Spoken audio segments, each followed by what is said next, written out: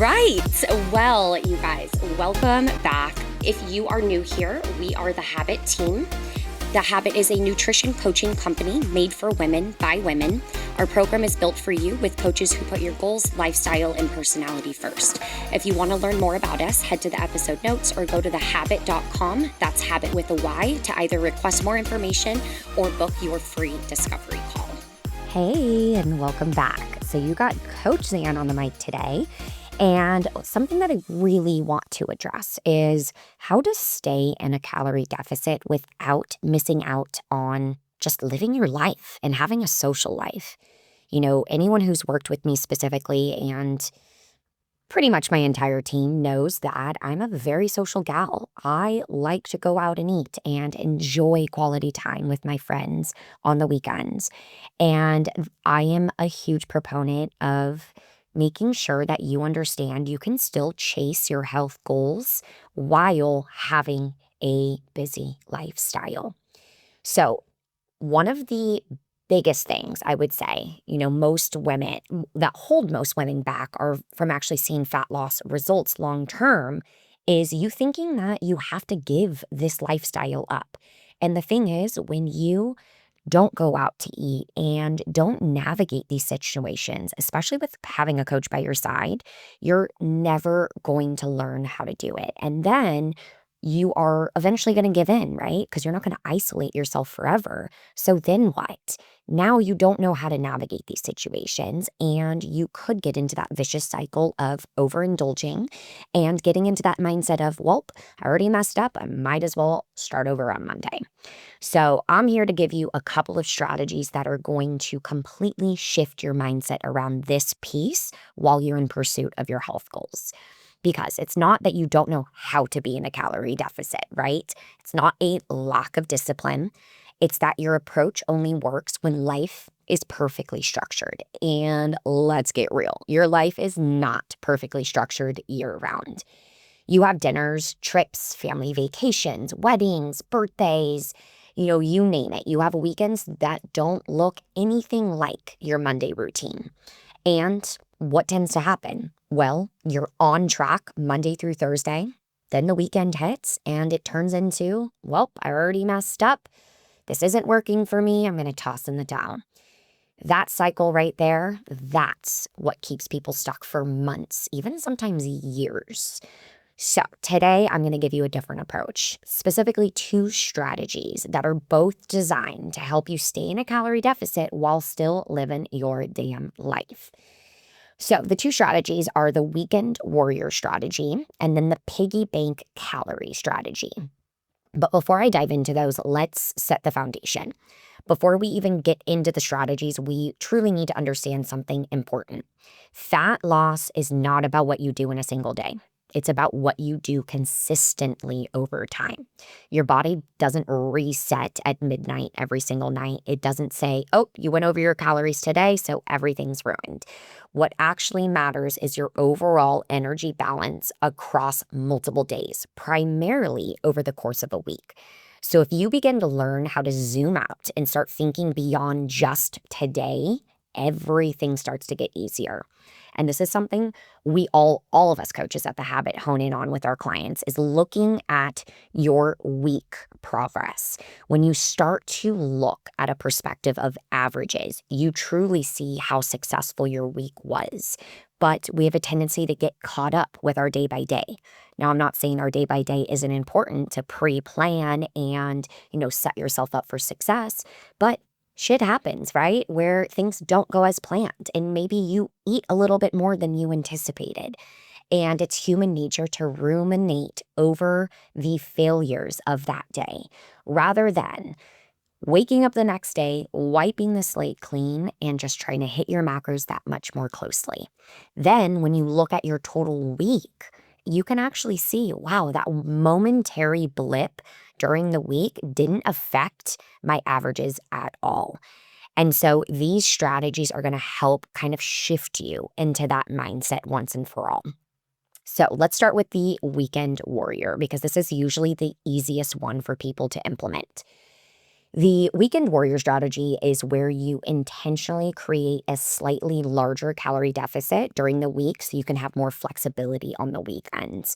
Most people would refer to it as banking your calories and or macros for the weekend so you have a little bit more freedom. So let's say you join the habit, your coach customizes your macros and your caloric deficit is around 1700 calories per day. So if you anticipate having a very social weekend, things are coming up, you know you're going to be eating out and drinking alcohol, whatever it might be. This would be the perfect week to basically lower your calorie deficit throughout the week so that you have more macros and calories to work with when you know that you need a little bit more of a buffer for these social events. So something very simplistic could be, Monday through Friday or Monday through Thursday, you're eating around 1,500 calories. Then all of those extra calories that you saved Monday through Thursday are going to be put towards Friday, Saturday, Sunday, or whenever your busiest social day is. So basically, by doing this strategy, you're still averaging out to roughly the same weekly intake. You're just manipulating your individual days. But now, by doing this, your weekends actually feel livable. So I want to actually give you the exact macro breakdown that I just did for a client of mine. We were on our first phone call check-in, and she mentioned, hey, I looked over my next month and I am pretty much out of town every single weekend. And I have a lot of events and things coming up. And so, first and foremost, she already had the awareness of looking ahead, which I highly advise you to do, and to just see, okay, this may be abnormal in her schedule, but it's still there nonetheless. So, I basically introduce the weekend warrior strategy for her so that she can feel like her weekends are a little bit more doable. So with this particular client, what I did for her was, so her higher macro days are going to be Saturday and Sunday, just because those are going to be the explicit days that she is going to be eating out on the go, not in her routine. So Monday through Friday, her carbs are now 150 grams, her protein is 135, and her fats are 50. This equals out to about 1,600 calories. Then for Saturday, Sunday, her carbs are 195. Her protein is 135. We kept her protein the same. And then fats are 65. And this equals to be about 1,900 calories. So she has about 300 more calories to work with for her social weekend. But the one thing that I really, really want to emphasize is that we did not drop her calories drastically throughout the week because she's a very active woman. She engages in strength training, which is why the protein stayed the same. But ultimately, I needed to give her a macro count that still supported her throughout the week and then still gave her some wiggle room on the weekends.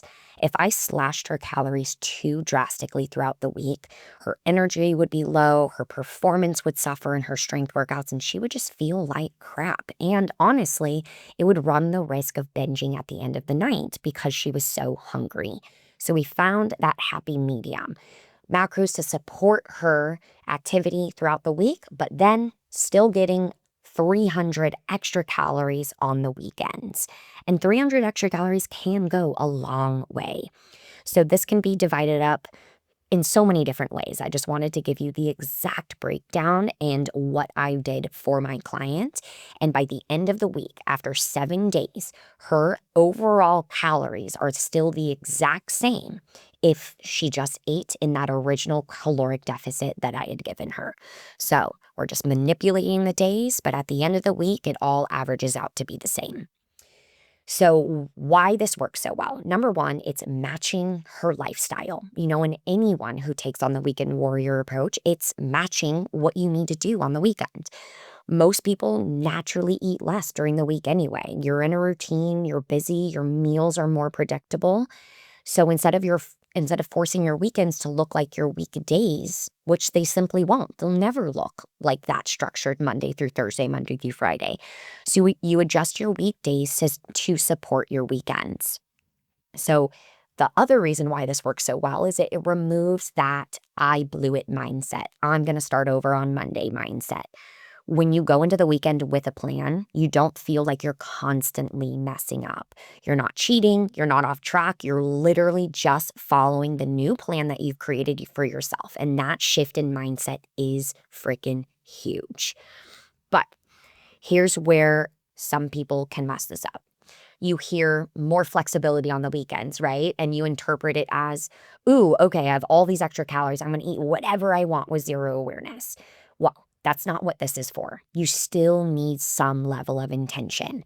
So thinking, prioritize protein early in the day, not showing up to starving to events, being aware of portions without obsessing. And so you still need to keep your goals top of mind. And much like we've taught our clients how to navigate eating out and tracking alcohol and everything, so you still want to pre-plan. You just have extra calories to work with now. But that doesn't mean go batshit crazy, because you could easily go over the calories that we've created for you on the weekend, and then now you're no longer in a deficit. So it still requires, again, some intention behind it. Basically, the big difference is I'm going to enjoy myself within a plan versus I'm completely out of control and hoping it all cancels out. One works, the other one doesn't. So that is the weekend warrior strategy. And the biggest thing that I wanted to emphasize is do not slash your calories too much throughout the week to where it forces you to binge eat on the weekends. We still want to feel satiated. We still want to get an ample amount of nutrients in to support you, your body. And we don't want to go into the weekend starving, or you're absolutely going to feel out of control. So those are the main messages behind that first strategy that I want to emphasize. Now, strategy number 2, the Piggy Bank calorie approach. This one is a little bit more mindset driven, and honestly, it's the one that tends to create the most freedom. So instead of thinking in terms of daily calorie goals, you're going to be thinking in terms of a weekly calorie budget, aka your calorie piggy bank. So let's say that whatever your calorie deficit is, you multiply that by 7, right? 7 days in a week. And your total calories are going to be 12,000. That's your piggy bank calories over a week span. So every day, you're either going to be depositing calories, aka eating less, withdrawing calories, eating more. So what I mean by that is, first and foremost, this strategy is really applicable to if you find yourself being out of town, out of your routine, on vacation for about a week span. This is not something that really works, on random weekends. I would really just emphasize doing the weekend warrior. But this approach is if you find yourself on vacation, and on top of that, it's not feasible for you to track every little macro. You know that you don't want to track every little thing. And so this helps you minimize some of your goals and actually just look from a calorie point of view rather than a macro point of view.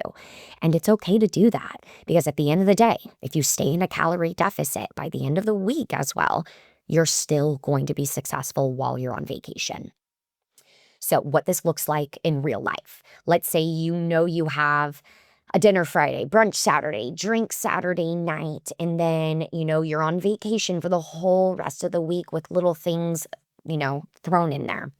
And instead of stressing all week, you're just going to plan for it, right? So you're going to take each day. You're literally just going to set off for your day, do your best to track your overall calories. Wherever they end up at the end of the day, you're going to subtract that from your piggy bank worth of calories. Then you do the same thing the next day, and the next. And the reason why this provides flexibility is because, let's get real, when you're on vacation, especially for a week, your days are completely unpredictable. I know for myself, there are days where I eat a lot of calories, and there's days where I may undereat just simply because I'm out doing adventures, exploring, whatever it may be. Sometimes we just naturally do not eat as much on vacation because we're busy doing different activities and exploring and whatever it might be. So this allows kind of that yin and that yang when it comes to dieting. You will have higher calorie days, you'll have lower calorie days. So what you're doing is you're subtracting it from your piggy bank, every single day. You're chipping away so that you still have a gauge of how many calories you truly do have left throughout the rest of the week. So basically, as you chip away, let's say, Monday through Friday, you've subtracted those calories. Now it really gives you a good depiction of, okay, so how much do I have left for my weekend? And then you can take your total calories and divide that into two just to get a gauge, a ballpark area of how many calories you really do have left towards the end of the week. But overall, it's literally just living your life on vacation, subtracting those calories, and just making sure at the end of the week you are still in your piggy bank calories overall. So this can change everything because it teaches you to stop attaching emotion to individual days, right? Like I said at the very beginning, averages are what truly matters when it comes to this perspective. One higher calorie day doesn't equal failure. One lower calorie day doesn't equal success. It's all just part of the bigger picture. This is how you break that binge and restrict cycle, because of if you overeat, then you feel guilty, then you ruminate, you then restrict, and you repeat. This is giving you permission to know that your days are not going to all look the same, especially when you're out of your given routine. So now with this, you plan, depending on how that day goes, you adjust, you kind of have an idea of what your next day should look like. You stay consistent and you move on. And so when it comes to travel, vacation, and social events, this is where people feel mostly out of control. When you're traveling, you're not in your routine, you're eating out more, you don't have full control over your food because you're simply not preparing it for yourself. So instead of trying to be perfect, we're shifting your goal to control what I can and let go of what I can't. Using these strategies, that might look like, eating lighter in the day, prioritizing protein when possible, walking more, staying active, not turning one indulgent meal and an entire weekend spiral. And most importantly, not panicking, because a few higher calorie days do not undo your progress. By turning those days into a week-long spiral, then yes, it absolutely can. But when we start looking at our overall week and knowing we have a ton of calories to work with and each day looks different, that is giving you permission to not basically set yourself up for failure and not get into that rumination state where you do feel like a failure and you do feel, that you're not giving yourself grace. And so this allows that freedom, and ultimately it is going to shift your mindset so quickly, and it's so liberating once you do start looking from this type of lens. So at the end of the day, this isn't just about calories. It's about learning how to navigate real life without losing control, stay consistent without being rigid, and make decisions without guilt. Because the goal isn't to be perfect, for however many weeks long. The goal is to build something you can sustain long term.